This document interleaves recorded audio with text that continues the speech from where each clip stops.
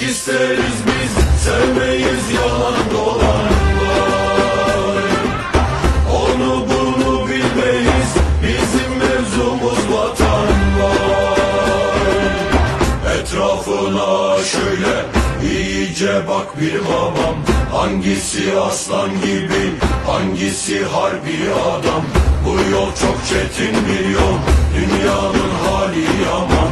Sahip çık Türkiye'ye, yok başka Erdoğan. Кылмыштуу жол менен алынган кирешилерди мыйзамдаштырууга шектелген фармацевтикалык компания аныкталды. Бул тууралуу Ички иштер министрлигинен билдиришти. Маалыматка караганда Ички иштер министрлигинин кылмыш иликтөө башкы башкармалыгы жана тергөө кызматы тарабынан мыйзамсыз кирешилерди адалдоого шектелген фармацевтикалык компания аныкталган.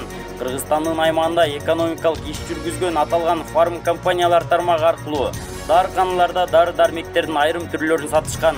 Дары-дармектерди сатуудан түшкөн акча жашырылып, мындай операциялар бухгалтердик эсепке алынган эмес. Бул фактыга байланыштуу кылмыш жаза кодексинин 222-беренесинин 3-бөлүгү кылмыштуу жол менен алынган кирешилерди мыйзамдаштыруу адалдоо боюнча кылмыш иши козголгон. Текшерүүнүн жүрүшүндө аталган компаниянын башкы кеңсеси Азербайжанда жайгашкандыгы, ошондой эле бир нече филиалдары жана медициналык клиникалары бар экендиги аныкталган.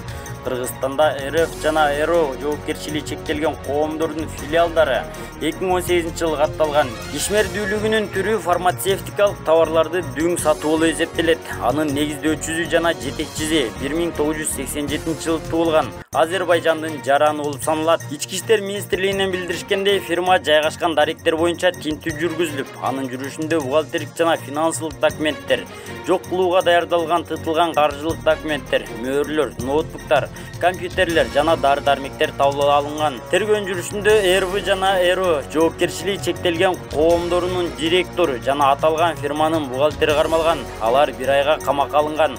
Учурда тергөө амалдары жүргүзүлүүдө. Фармацевтикалык компаниянын мындай аракеттери өлкөнүн калкынын ден соолугуна түздөн-түз коркунуч туудурарын, ошондой эле мамлекеттин экономикалык коопсуздугуна доо кетирерин белгилей кетүү зарыл деп айтылат маалыматта.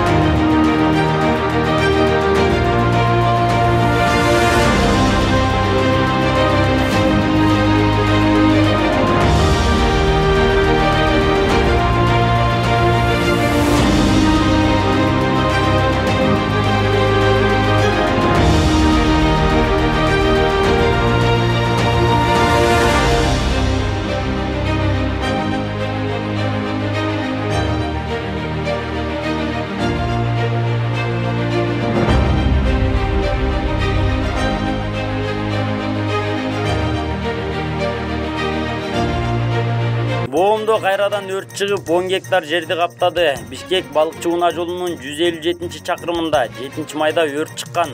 Өзгөчө кырдаалдар министрлигинен маалымдагандай, өрттү өчүрүүгө жалпы өзгөчө кырдаалдар министрлигинен 3 өрт өчүрүүчү күчүрмөн эсеп, 20 куткаруучу тартылган. Өрттүн болжолдуу аянты 10 гектар түзөт. Аймакта шамал болуп жаткандыгына байланыштуу өрт өчүрүү иши жайлап жатат. Өрт өчүрүү иштери бүгүн да уланууда.